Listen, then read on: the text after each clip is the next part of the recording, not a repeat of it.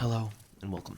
This is my novel project, part of my novel project, on this book right here, The Fall by Albert Camus. So welcome to whatever this is.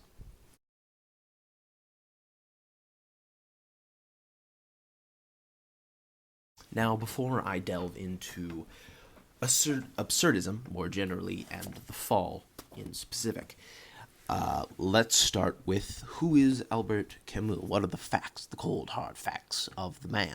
What is he doing?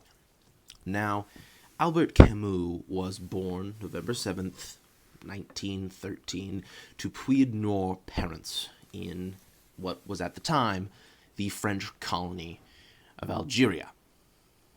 He was a philosopher, novelist, author, dramatist. I mean, what wasn't he, really? He was the recipient of the 1957 Nobel Peace Prize in Literature, and at 44 years old, he is the second youngest recipient of the award in history. He's also the first laureate born in Africa. He has a variety of works, famously among them The Stranger is one of his most famous fictional works. He also does The Plague, is another very famous fictional work of his. He also was known for his essay writing. He wrote The Myth of Sisyphus, in which the notable line, "One must imagine Sisyphus happy," appears, a line that largely defined much of Camus' work. Now, Camus is often referred to as French rather than Algerian, and that's not, well, inaccurate. He is, ethnically French. Both of his parents are Frenchers. But also, he lived a good portion of his life in France at the outbreak of World War II, when the Germans invaded France in 1940. You know, we all know what happened there. I don't have to get into that.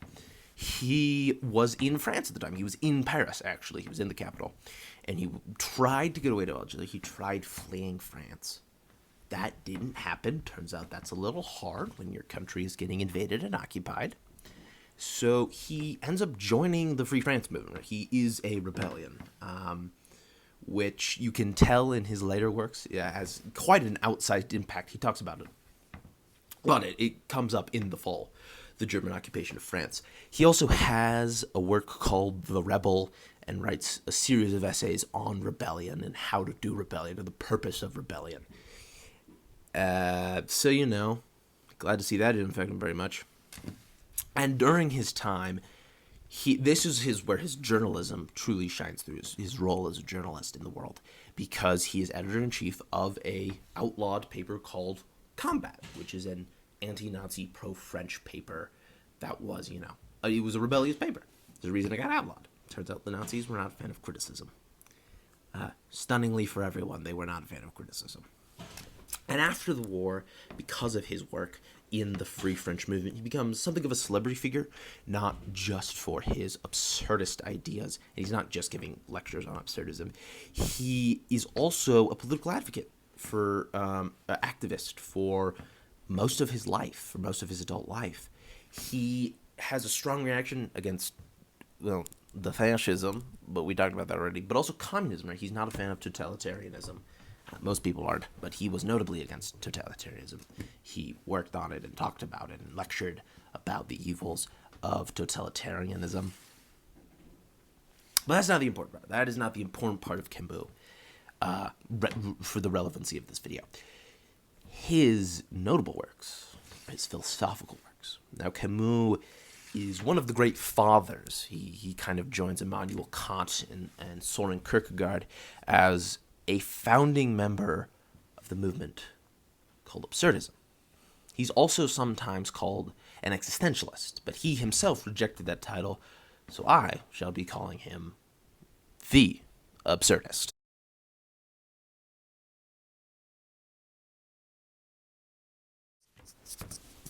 Now, when talking of Camus, I feel that I must mention the great tragedy that is the end of Camus' life.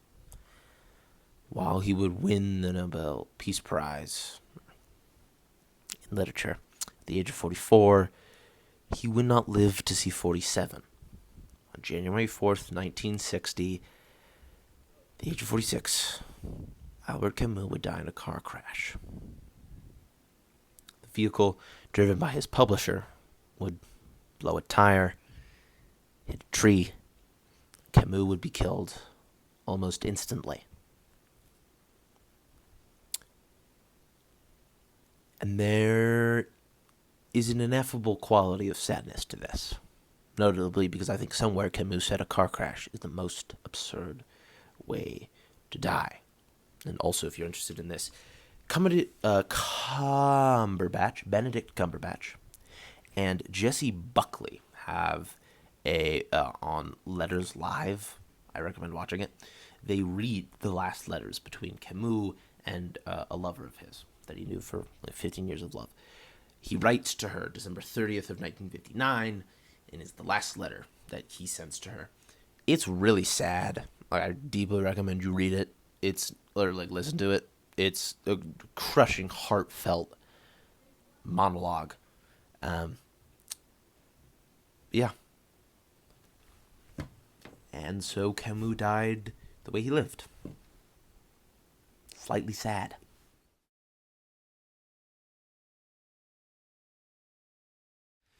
Now, let us move from the man to the philosophy. So, I'll start with existentialism, and then I'll talk about absurdism, and then I'll briefly mention nihilism in here. But existentialism is a family of philosophies. It's different depending on which author you're reading. All of them have kind of their own take on existentialism, but that's philosophy for you. That inquires about the meaning of life, most basically, and tackles the apparent absurdity and meaninglessness of existence, its lack of definitive meaning.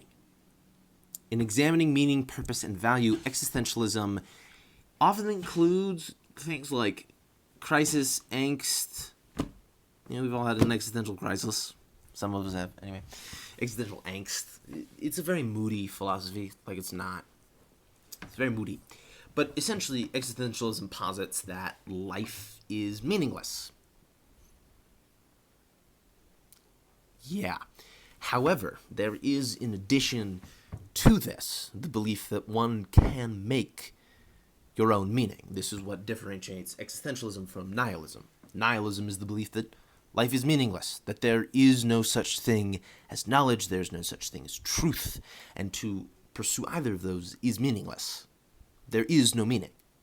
Existentialism posits there can be meaning.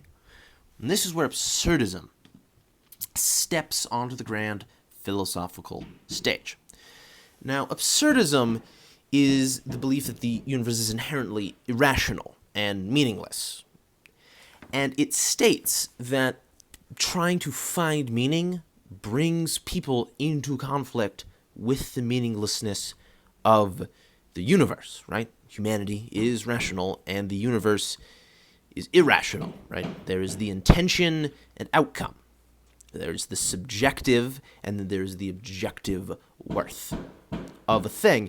And that is what absurdism is all about, is that the universe is absurd. Everything that humanity does in the face of this big, wide, meaningless universe is inherently absurd. And yet, one can find meaning in it. How does one find meaning in it? By applying meaning to it. Right? The line, "One must imagine Sisyphus happy," is telling because Sisyphus is happy because Sisyphus has a purpose. He has a meaning. He is trying to roll a boulder up a hill for the rest of eternity. The rest of us are struggling to figure out what we want to eat for breakfast. Sisyphus has a purpose. He knows what he is doing, and that's what absurdism is all about.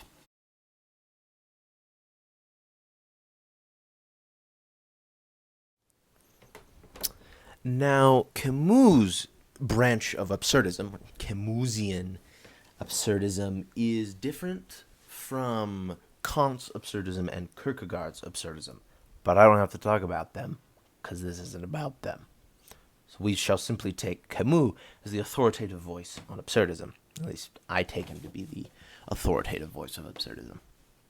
And so Camusian absurdism, which is influenced by ideals from Greek philosophy, nihilism, existentialism, and Nietzsche, or Nietzschean thought, moves in three cycles. There is the absurd, the revolt, and then love. Now, the cycle of the absurd is man's confrontation with meaninglessness, right?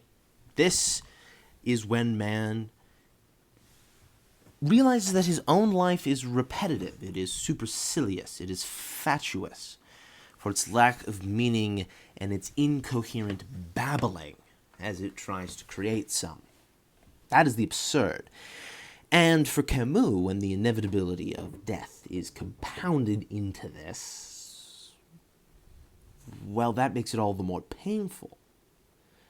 Man realizes the face of the universe is not unsmiling or smiling. It simply does not exist. There is no meaning in it.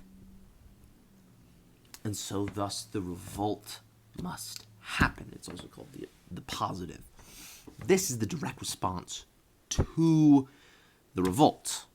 It is the affirmation of the individual, where only action and commitment count in the face of this great tragedy, the tragedy of the universe, right? If there are no rules, then one must create your own set of rules. Revolt is for Camus the way of experiencing the absurd, knowing of our fatal destiny, knowing of the inevitable death of not only man, but everything that he holds dear. And despite that great weight, facing it, not fleeing from it, not escaping into something else, but saying, yes, the world is absurd.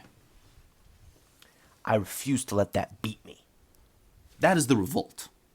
Man revolting against his own inclination to collapse in the face of meaninglessness. Man gains freedom from action, lucidity, and dignity in Camus' view. And so now we move on to love, where man creates meaning by adding meaning to stuff, right? Camus' philosophy is quite singularly humanistic in the way it treats humanity, right? Like I said earlier, action, lucidity, and dignity are very key to it. But it also encourages people to make their own universe, to, in some ways, be their own god, if you will excuse such verbose use of the term. Man must create his own meaning in the world. If you love crocheting, then guess what, buddy? Make crocheting meaningful. That is love, right? We have the absurd, life is meaningless. Revolt, I refuse to let that beat me. And love, if there is no objective meaning, then I shall create a subjective meaning for myself. Each person may create their own unique set of ideals that, because of a lack of a concrete set of rules, each person becomes in their own way a universe unto themselves. If only they can find things that they believe in. And that's it. Once you've hit love, you've graduated the cycle. Congrats, you beat absurdism. Is what Camus is saying here. Now, this is a long process. It is not easy. It is not short, right? Sisyphus is kind of the peak of absurdism, right? Because that man has put meaning into the inherent meaninglessness of life. But he never has to die. He can't die because he's in the underworld. He's undying, unfortunately enough for him. So he is a good metaphor, but he is not a perfect analog for absurdism in a lot of ways. But I do love the sentence, one must imagine Sisyphus happy. I mean, it's just such a good line in a lot of ways. Like, how could you not love that? But nested in this question of meaninglessness, which is important to address, is the question of suicide and faith, right? If the world is meaningless, maybe we should all just commit suicide. Now, Camus calls suicide the confession that life is not worth living, that it is, in his own words, remember, he's from, like, the early 20th century, like, mental health hadn't been invented yet. He calls it an admission that life is too much, which, that's not a modern take. But we all get the message he's trying to put across here, that suicide is, well, in fact, if you cannot make the step of the revolt, then it is suicide, is essentially the two options that Camus puts before us. Suicide is the most basic way out of absurdity, of the absurd. It allows one to simply terminate the entire process. And it doesn't require one to have a place in the universe because one doesn't have a self. And so Camus stands against suicide. And now this issue of faith, Kierkegaard talks about the leap of faith. That's not a term he used, but there's a term that has been coined and put onto what Kierkegaard's talking about. He talks about a leap of faith, in which one must accept the absurd and act with the virtue of the absurd, like suspend human ethics. For Kierkegaard, that's religion, right? Kierkegaard finds religious ethics to be the best, right? If one simply accepts that rationality is not a thing, maybe if the universe doesn't work in a rational way, maybe it works in a godly way, right? Let me find ethics in something else.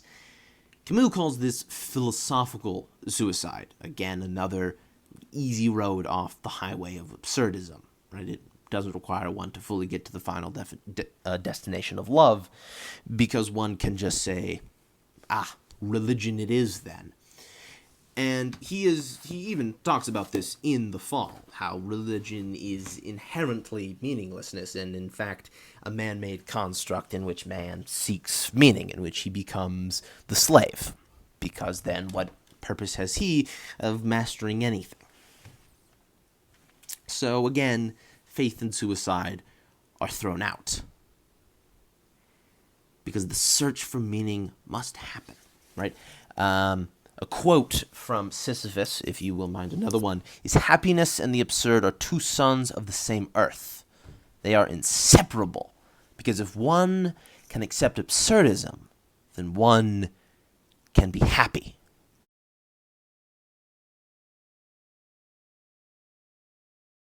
Don't worry, I'm about to tie all these strings together rather neatly in The Fall. But it's also important, I think, to talk about absurdist art. If you look at absurdist paintings of the time by contemporaries of Camus, a lot of them show a reaction against the ideals of Renaissance art. They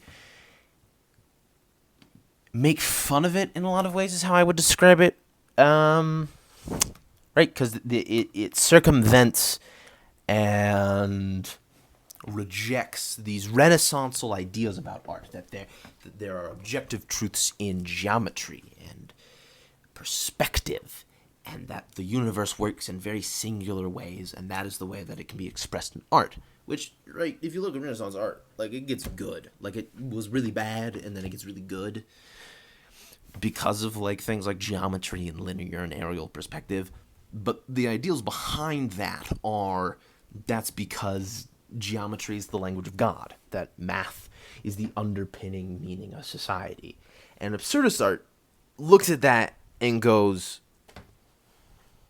nah, I don't think so.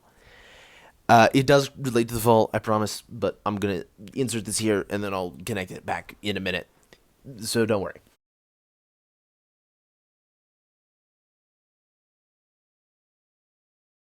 Welcome to day 2 of this project.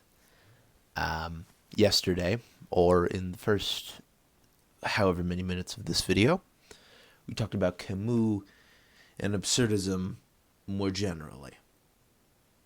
Well, now we're tackling The Fall, this bad boy, this great and wonderful book. Now, The Fall is a dramatic monologue. It is a confession given by Jean-Baptiste Camus, a judge penitent from Paris living in exile in Amsterdam, to the reader. In fact, the reader is referred to solely in the second person, which has the effect of implicating the reader in what is being said. And what is being said? Well, what is being said is a piece of literature that explores themes of guilt and life and the human condition, what success and failure are, how religion and suicide play roles in man's everyday life. And it is written in Camus' typical journalistic style, that is precise without being too short, and that is thorough without being too long. I mean, there's a reason he won the Nobel Peace Prize, is all I'm going to say. It's really very well written, and it's very compellingly written as well. The majority of the book happens in a forgotten dockside bar called Mexico City. And in fact, that is where the book opens. It opens with Clemence ordering gin for you, because the proprietor, the bartender, only speaks Dutch, and you, the reader, are also French. In many ways, you could argue that you are Jean-Baptiste Clemence in many ways. You're both lawyers. You're both French. You're both in Amsterdam for reasons that are never fully explained throughout the book. Jean-Paul Sartre, a contemporary of Camus and a fellow existentialist, described The Fall, or Le Chute, as perhaps Camus' greatest and least understood work. And one cannot help but agree with that sentiment. It is difficult to understand. There is a lack of motif or symbolism throughout the book that one can really grasp onto. And that's intentional, right? It is supposed to emphasize a meaninglessness in the universe and man's attempt to apply meaning to it. In fact, the book moves in 3 cycles. It moves in the absurd, the revolt, and then love, and touches on the themes of the absurd throughout, and is meant to illustrate to man how one falls, right? If I've said it once, I've said it a million times. It's also basically included in every review of this book I could find. But the fall, in secular terms, is the fall from Eden. But I think more importantly, it is also man's rise from the fall. So after ordering our gin for us in Mexico City, Clemence then joins us for a drink and begins to talk to us. In fact, he even somewhat self-deprecatingly talks about his ability to make friends and his wish to talk to anyone and everyone. And in the first few lines of this conversation, first few pages of this conversation, it turns out that he is from Paris. And in his description of Paris, we see kind of what the final destination is here. He calls Paris a trompe-l'oeil, or trick of the eye, with its 4 million silhouettes, as he calls them. Only to be shocked that now it's 5 million. And this scene is revealing of who Clemenceau is currently as he starts to tell us who he was. It's not a good look on humanity. He describes, on page 6 and 7, he says, "A single sentence will suffice for modern man. He fornicated and read the papers. After that vigorous definition, the subject will be, if I may say so, exhausted." It's not a positive view of humanity, but it is one that Clemenceau goes on to try and reinforce. He also, later in the conversation on page 13, makes reference to a Renaissance piece by Rembrandt. As he's talking about the Dutch, he's talking about Amsterdam, and he calls it a dream, right? And he says,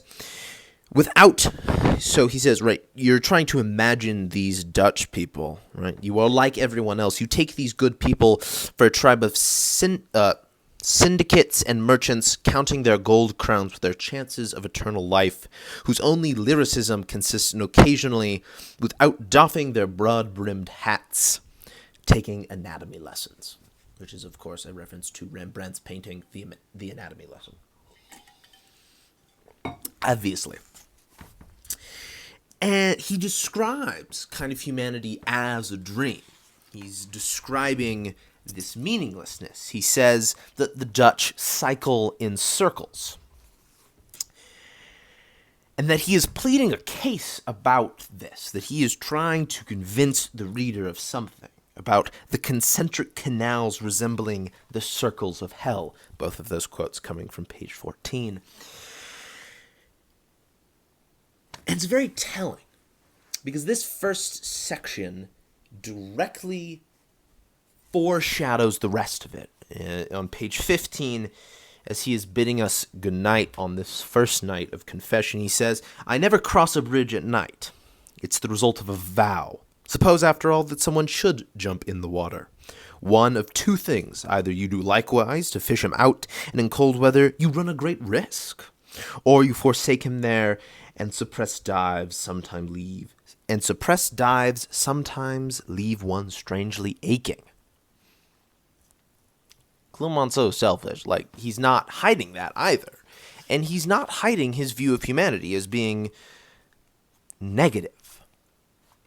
And now it is in the second chapter, section, if you will. Chapters are not really in the style of this book. But the second night that we are talking to Clemenceau, he begins to elucidate his time in Paris.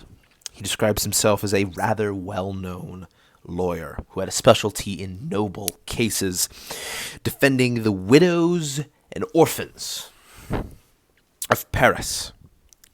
And he tells us on page 17 that he is sure that we would have admired the righteousness of his tone, the appropriateness of his emotion, the persuasion and warmth, the restrained indignation of his speeches before the court. Life is good.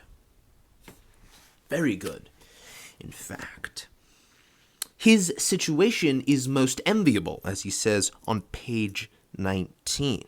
Not only did he run no risk of joining the criminal camp, in particular because he had no chance of killing his wife, a reference to a story he tells earlier, but is rather inconsequential. It's just in the quote. Being a bachelor, but he even took up their defense on the sole condition that they should be noble murderers, as well as others are noble savages. He's doing it because he thinks he's doing society a favor. He is defending criminals because he wants them to be better. Clemenceau is convinced of his own righteousness, of his own rightness. He can do no wrong. In fact, he even had the luck of seeing the Legion of Honor offered to him 2 or 3 times, and being able to refuse it with a discreet dignity in which he found his true reward. This second section is all about how Clemenceau in Paris thinks he's a good person. He's, in fact, the best person that you could imagine. He derived constant pleasures from helping people, and among them a sort of melancholy which occasionally rose within him at the thought of the sterility of those gifts and the probable ingratitude that would follow. He's getting emotional credit for helping people, and in fact going far out of his way to emphasize to the world that, yes, I'm a good person. I take the case of the widow and the orphan. I make the criminal a hero. I make him noble, for I myself am noble.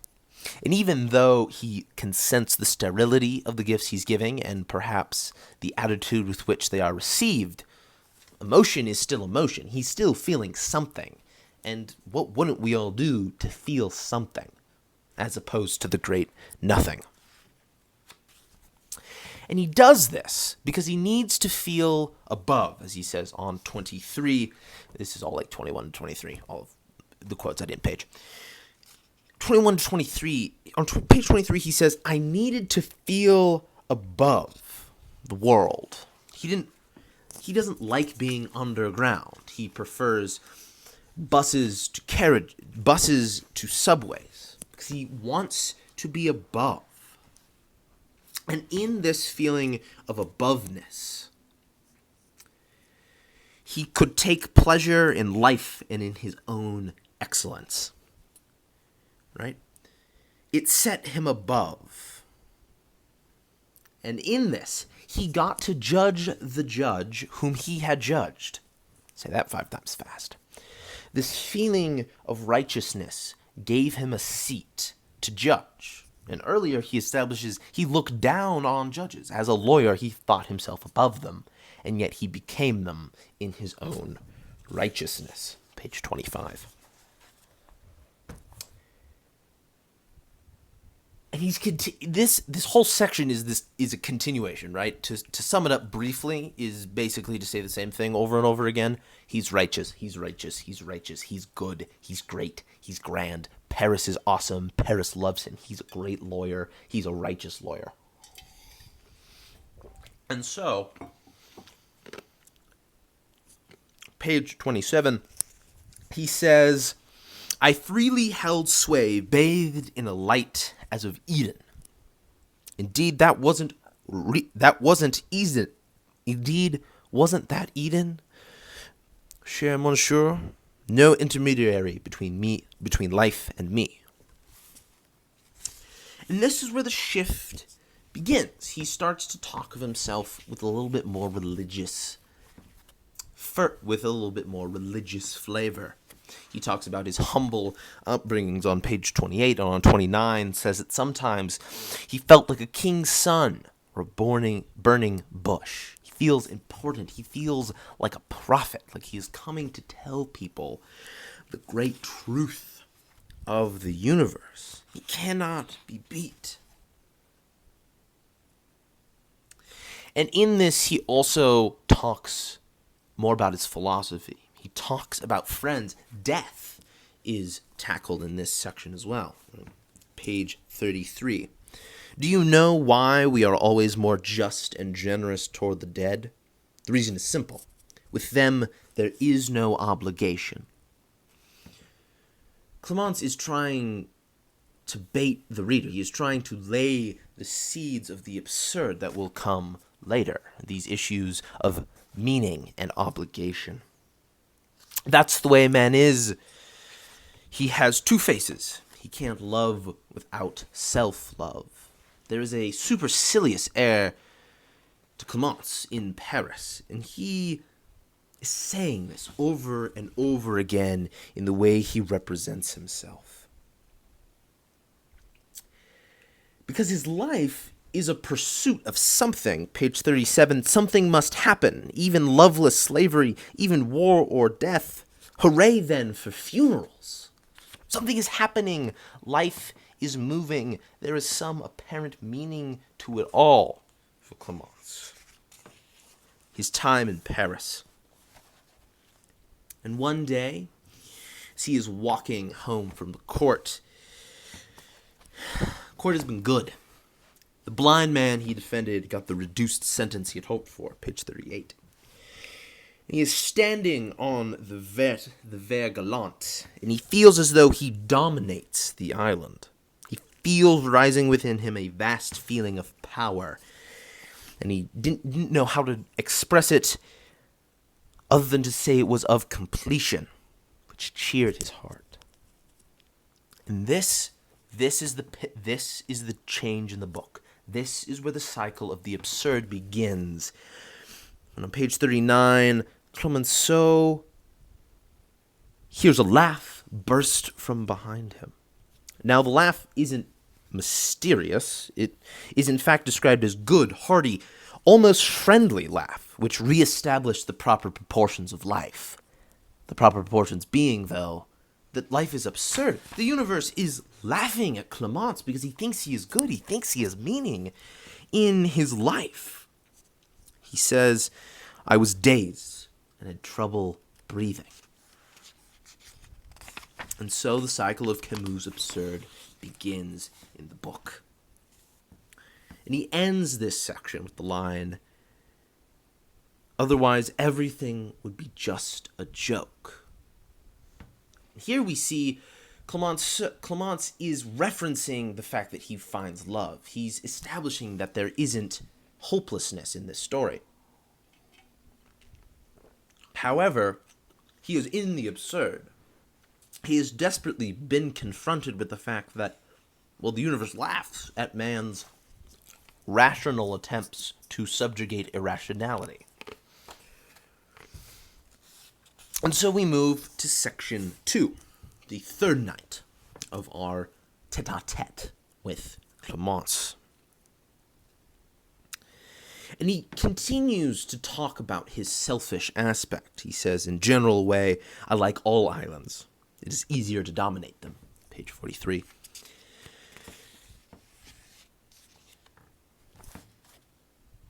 And it continues. Clemence talks about slavery, and he says, well, slavery is every man needs slaves as he needs fresh air, page 44. On page 45, he says, otherwise, every reason can be answered with another, and there would never be an end to it. Here he is talking about, well, his experience with the absurd, where he realizes there is no answer, that man is trying to create reason, and that is why man creates slavery. Because if he can simply declare, if he can, for the log, substitute the communique, if he can say, this is the truth, you can discuss it as much as you want, we aren't interested. But in a few years, there'll be police who will show you we are right. Well, then man doesn't have to deal with the absurd, with the irrational, with the answer to every other answer. He is simply correct. He has found meaning. Huzzah. And his own systems help to support that feeling.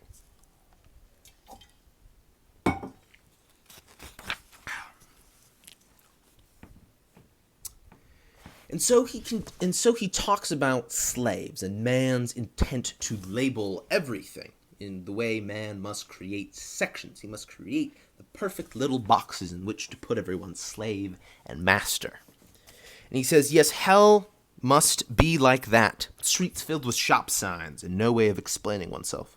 One is classified once and for all. He is rejecting man's attempts to create a concrete world in the third section of the book. And later on page 47, he talks about his own role. And he begins to reveal to us that Clemence is not a good man as he had earlier portrayed. He is a double-faced, a charming Janus. And he says, when I would leave a blind man on the sidewalk to which I had conveyed him, I used to tip my hat to him. Obviously, the hat tipping wasn't intended for him, since he couldn't see it. To whom was it addressed? To the public. Clemence is revealing the supercilious, repetitive air of his life. His time in Paris is not one of intent. Fundamentally, nothing mattered, page 49, to him in Paris. Of course, war, suicide, love, poetry got his attention. Of course, when circumstance forced him. But a curious, superficial attention. He pays everything. He begins to realize that Clemence is not a good person. He wasn't good enough to forgive offenses, but eventually he always forgot them. In the end, the appearance was virtue, but the intent was meaningless. And page 50, thus he progressed on the surface of life, moving in cycles of I, thinking only of Clemence, not the greater society that surrounds him. And if this feels like a repetitive section, it somewhat is, and that's the intent. Clemence is, through various small stories, essentially telling the same story of how he had a good life, encounters the absurd, and in this third section, page 53, he collapses in public. It becomes too much for him, and he breaks down.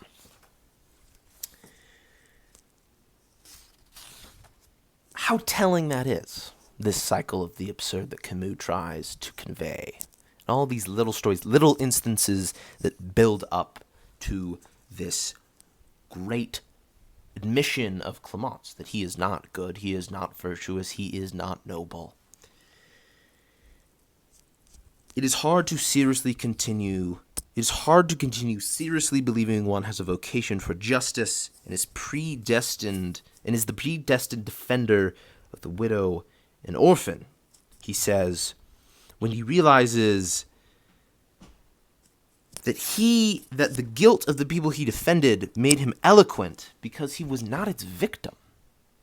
He realizes he is detached from it, and that is why he is able to be noble, because he himself has no crime.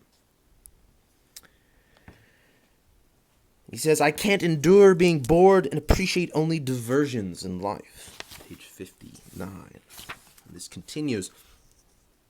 Eventually, he talks about women, his womanizing. He's a womanizer.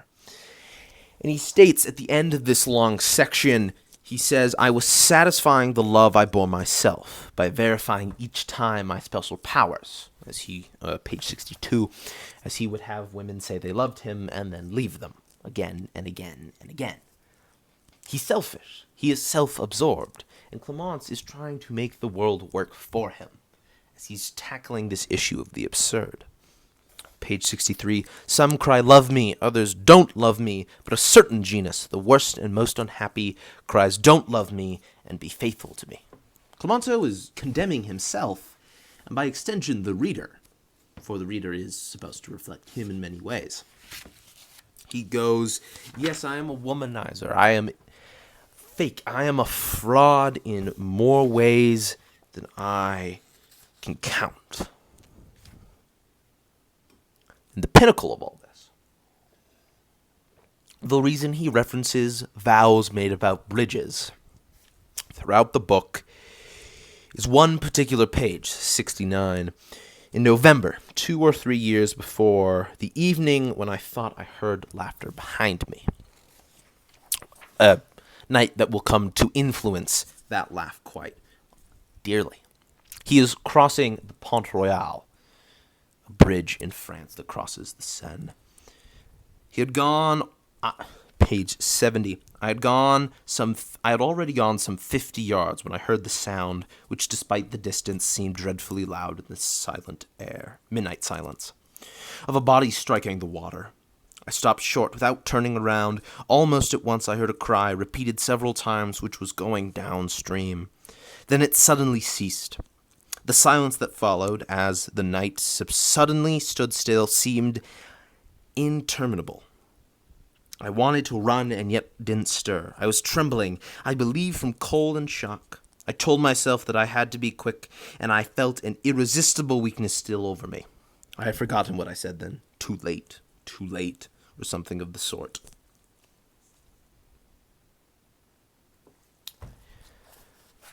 He walks behind a woman who's standing on the bridge at the edge.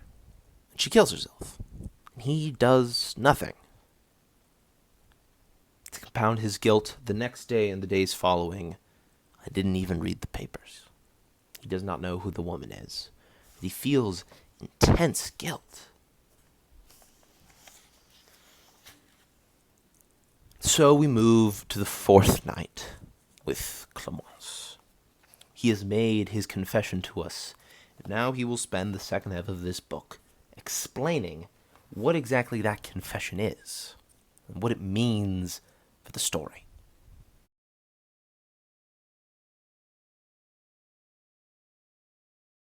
Welcome to day 3, in which we tackle the second half of the fall.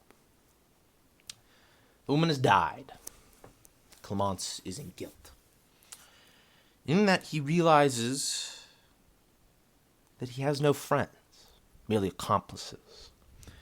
Page 73, his accomplices, they are the whole human race.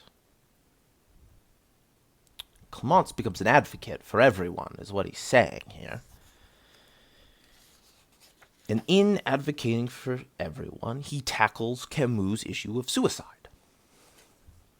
He says, if I had been able to commit suicide, page 74, and then see their reaction, the reaction of his friends, why, then the game would have been worth the candle. The earth is dark, cher ami, the coffin thick. the shroud opaque.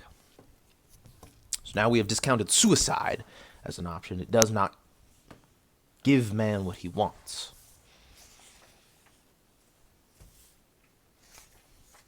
And now, the second half of the book is brief in its message, yet long in its delivery.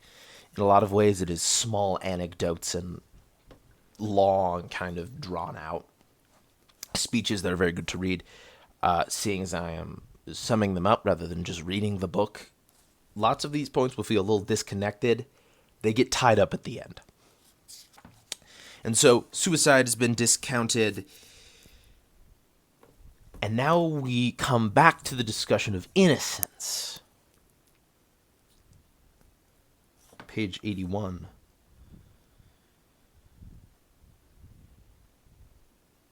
"But you see, sir," said the little Frenchman, "my case is exceptional. I'm innocent."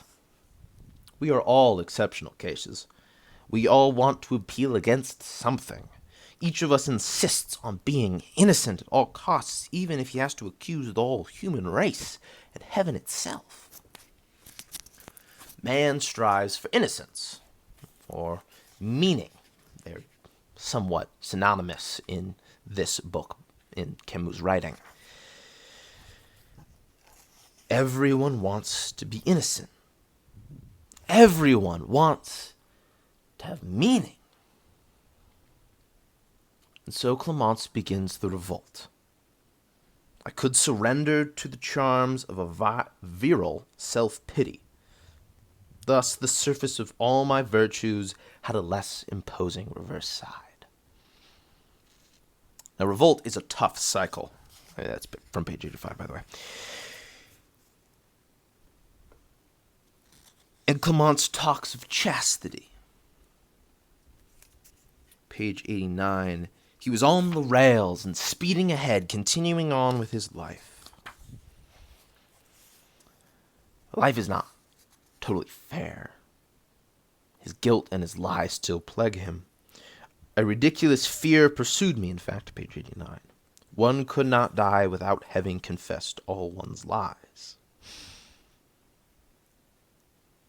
But he must move on from this, so page 90...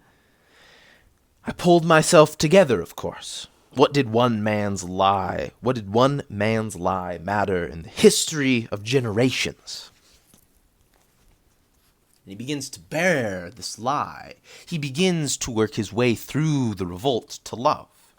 "Since I was a liar," page 91, "I would reveal this and hurl my duplicity in the face of all those imbeciles, even before they discovered it." He's starting to bear it. The secret is starting to be revealed. The solution is beginning to take form here.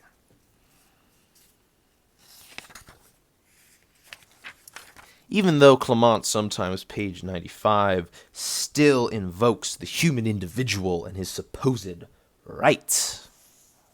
I mean, that's habitual, though. It's not what he believes. And so one night with Clemence ends, and we move on to the next movement. We get on a boat with Clemence. And this is when he makes a profound statement in which he clears up what the absurd is rather definitely, what life is. This boat ride becomes a metaphor for life. We make progress, and yet nothing is changing. It's not navigating, but dreaming. This is what life is, the life we're stuck in currently.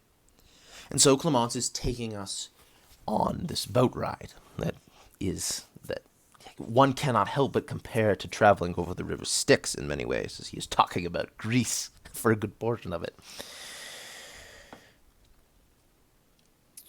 He talks about his life and how he came to a resolve about it. "For more than 30 years, I had been in love exclusively with myself." Page 100. And on page 101 he says, "I was probably in the realm of truth, but truth, cher ami, is a colossal bore. It's blank, it's meaningless." And so he tries chastity. He tries to remove himself from women and gambling. "Despairing of love and of chastity, I at last bethought myself of debauchery, a substitute for love, which quiets the laughter, restores silence, and above all confers immortality. Page 102. Hope ceases to be a torture, you see. The mind dominates the whole past. The pain of living is over forever. Page 103. Then you'll see that true debauchery is liberating because it creates no obligation. He's trying to hide from meaninglessness in meaninglessness. It isn't a true fix. It's good enough for now.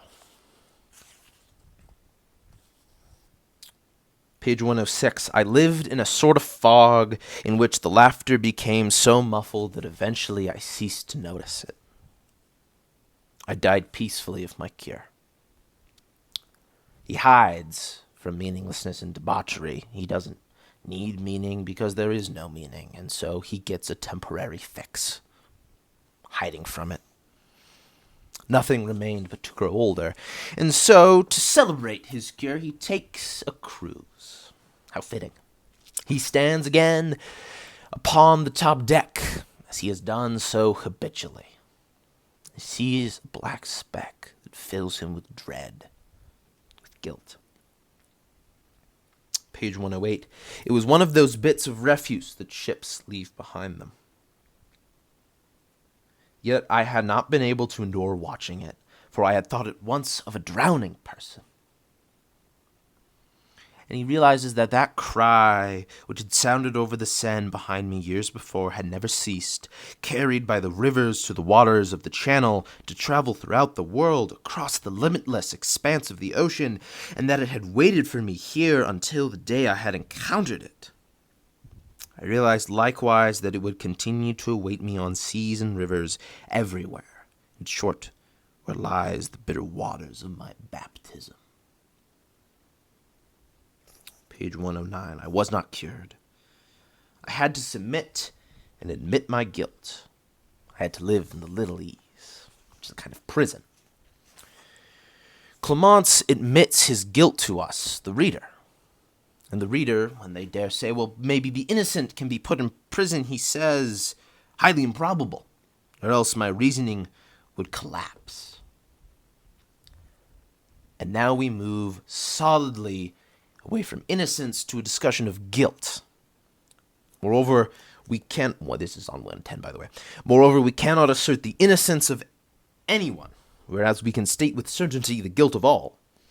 Every man testifies to the crime of all the others. That is my faith and my hope. And speaking of faith, Clemence now tackles religion in this new pall of guilt. Believe me, religions are on the wrong track the moment they moralize and fulminate commandments. God is not needed to create God or punishment. The judgment of man is worse. Page 111. God's sole usefulness would be to guarantee innocence, and I am inclined to see religion rather as a huge laundering venture.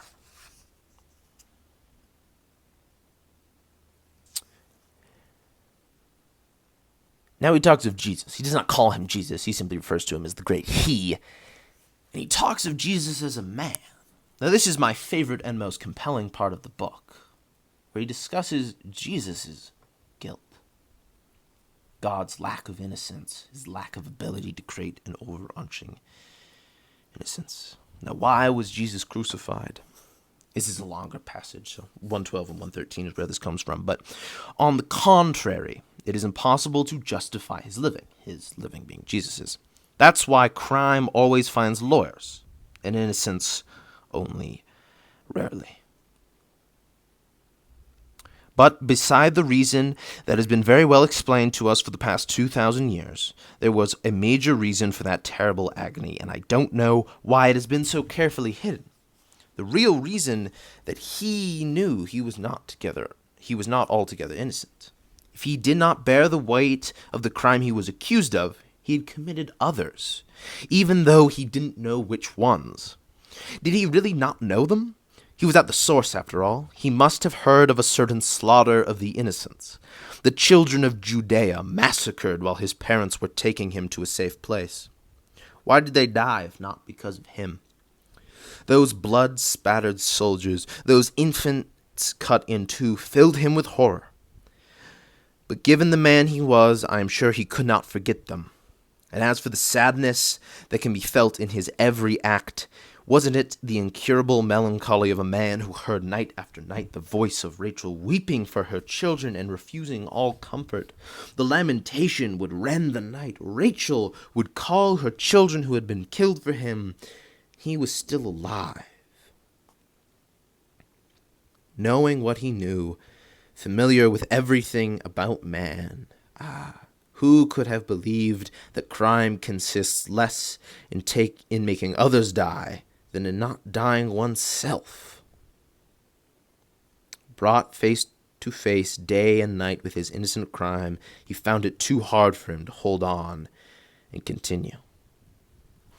And later on, he continues, "Yet it was the third evangelist, I believe, who first suppressed his complaint. 'Why hast thou forsaken me?' It was a seditious cry, wasn't it?" How odd. One cannot take comfort in religion because Jesus was guilty. He knew it too. He was not guilty for a crime he himself had committed, but for not being the victim of his crime, of these crimes he defended, much like Camus.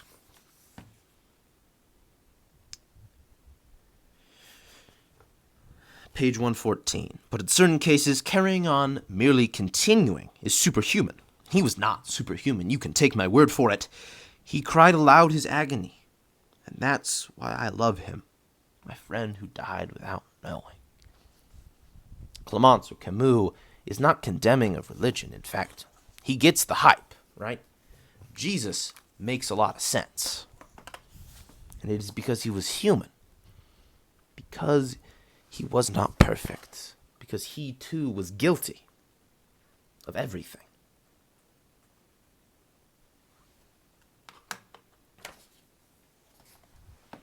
How fascinating is that claim? 115. He, my friend, didn't expect so much. He merely wanted to be loved. Nothing more. And so, Jesus, the Lamb, is once again all of us, who just want to be loved.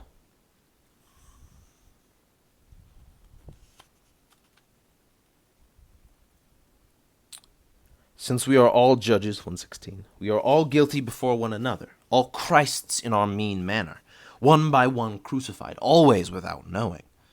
We should be, at least, if I, Clement, had not found a way out, the only solution, truth at last.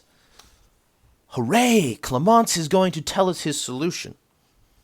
In the last pages of this book, he has talked of Jesus, he has talked of suicide, he has talked of guilt, he has talked of the absurd, and finally he will tie it all together.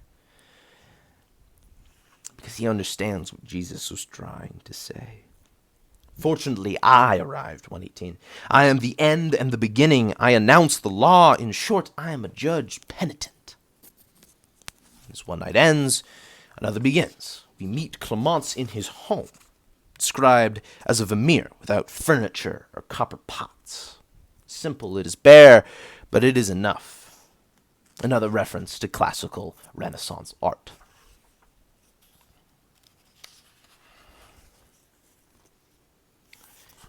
And now he talks of the war. He talks of his time in a prisoner camp. And he says, again of religion, a fellow prisoner, page 125. He declared to us the need for a new pope who should live among the wretched instead of praying on a throne, and the sooner the better. Who among us, he asked, has the most failings? As a joke, I raised my hand and was the only one to do so. Okay, Jean-Baptiste will do.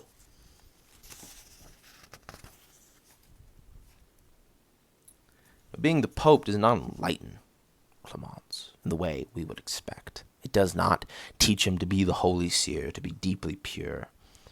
It merely teaches him empires and churches are born under the same son of death. 127.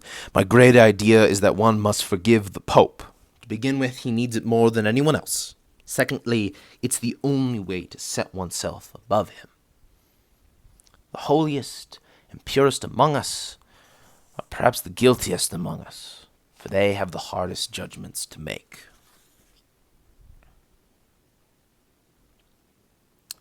Moving from the Pope, Clemence begins a conversation. Well, the whole thing is a conversation, but he addresses a question. If we, the reader, may check that the door is locked, not because he has any fear of being robbed. In fact, in an earlier life, he kept his door unlocked in hopes of being robbed. But he is, 128, eager to block the door of the closed little universe of which I am the king, the pope, and the judge. Now, speaking of judges, he shows us the pinnacle of this all. He shows us the just judges.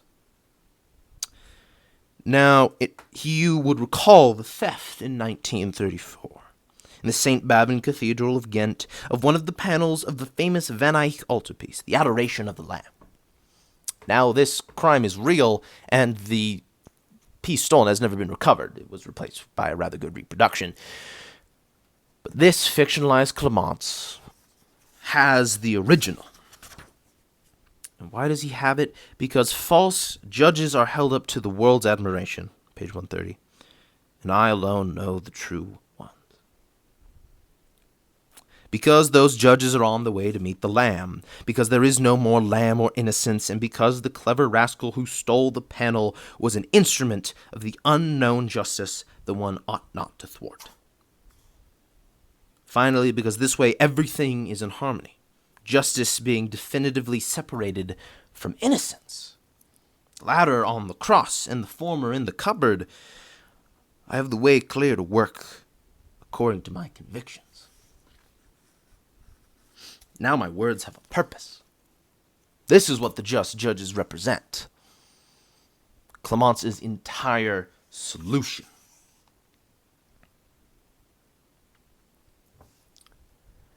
And to begin this, he says to us, you see in me an enlightened advocate for slavery. And he begins his message of meaning. Ah, mon cher, for anyone who is alone without God and without master, the weight of days is dreadful, page 133. Hence one must choose a master, God being out of style. One must find meaning for themselves. Now, religion does not suffice. Because you see, the Christians, they are free, and hence have to shift themselves. And since they don't want freedom or its judgments, they ask to be rapped on the knuckles. They invent dreadful rules.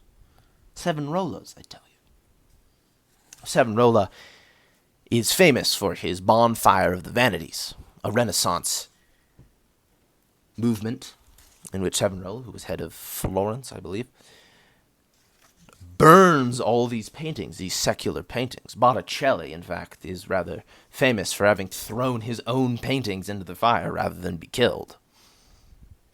So people of freedom create slavery for themselves. They create a bonfire upon which they may burn their freedom. Page 136. But on the bridges of Paris, I too learned that I was afraid of freedom. So hooray for the master, whoever he may be, to take the place of heaven's law. When we are all guilty, that will be democracy. Death is solitary, whereas slavery is collective. The others get theirs too, and at the same time as we, that's what counts. All together at last, but on our knees and heads bowed. If we are all to be absolved, we must all find a master. Yet who shall be the master? Page 138. I discovered that while waiting for the masters with their rods, we should, like Copernicus, reverse the reasonings to win out. Copernicus, a representation of the rational, of the logical. We must reverse it. We must apply ourselves to the subjective and irrational to find innocence. Page 40. There are 7 pages to go in this book. The more I accuse myself, the more I have the right to judge you. Even better, I provoke you into judging yourself, and this relieves me of much of that burden. Ah, mon cher, we are odd, wretched creatures, and if we merely look back over our lives, there's no lack of occasions to amaze and horrify ourselves. Page 141. And why should I change, since I have found the happiness that suits me? The essential is being able to permit oneself everything, even if from time to time one has to profess vociferously one's own infamy. 142. The confessions of my crimes allows me to begin again lighter in heart and to taste a double enjoyment. First of my nature, and secondly of a charming repentance. I dominate at last, but forever. Once more I have found a height to which I am the only one to climb, and from which I can judge everybody. At long intervals, on a really beautiful night, I occasionally hear a distant laugh, and again I doubt. But quickly I crush everything, people and things, under the weight of my own infirmity, and at once I perk up. 143. I am the mountain, the plain stretches before my eyes. How intoxicating to feel like God the Father and to hand out definitive testimonials of bad character and habits.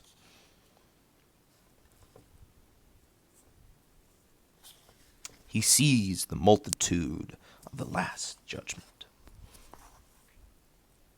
Now, Clemence is not changed. He has not found some new habit or some new work to pour himself into. He has simply admitted his own guilt, his own meaninglessness.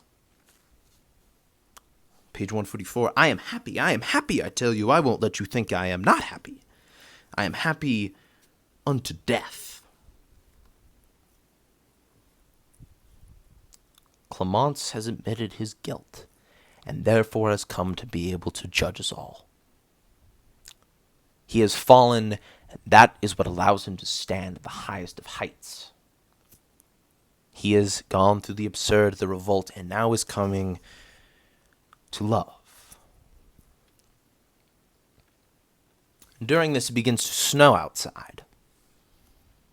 On 145, I must go out.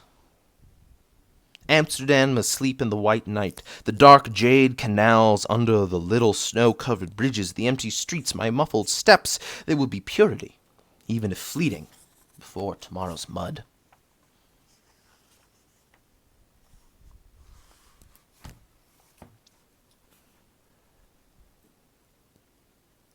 Brief purity.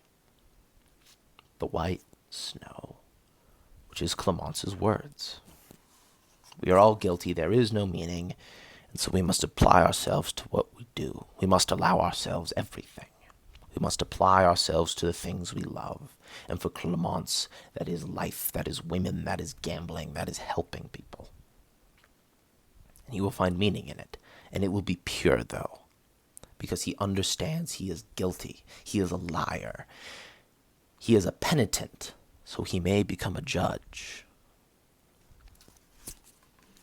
And on the last page of this book, he gives the same charge. He gives the same idea to the reader. Page 147, I sense that we were of the same species.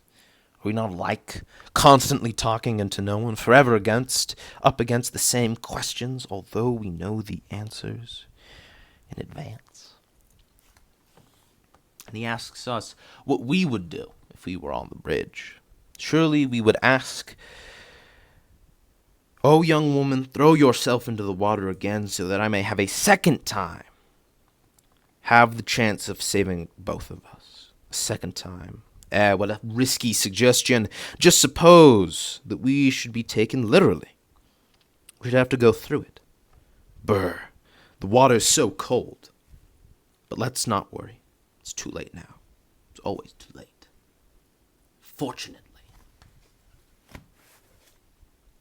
And the book ends.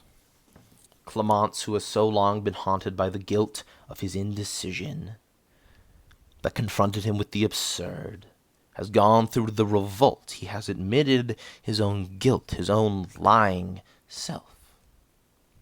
He has taken it as a weapon. Now, he tried to hide in chastity and debauchery, for they gave him no obligation, but it was a cure that killed him. And he was still guilty of his crimes. And when he admitted that, he could move on. He could live his life as he wanted to. He could become the judge penitent and tell us all of it. He fell so he could rise. And even if he had it all over again, he would not be saved by saving the girl. It is too late for him, for all of us. How delightful that we get to confront the absurd and find love in it. And that is what the fall is. The final solution to meaning. Now, what I wanted to bring up about the Just Judges that I didn't at the time when I was recording, so I'm just tacking it on here at the end, is that Camus takes this piece of very classical Renaissance art that has balance and proportion and geometry and all of the very classical ideas of Renaissance art.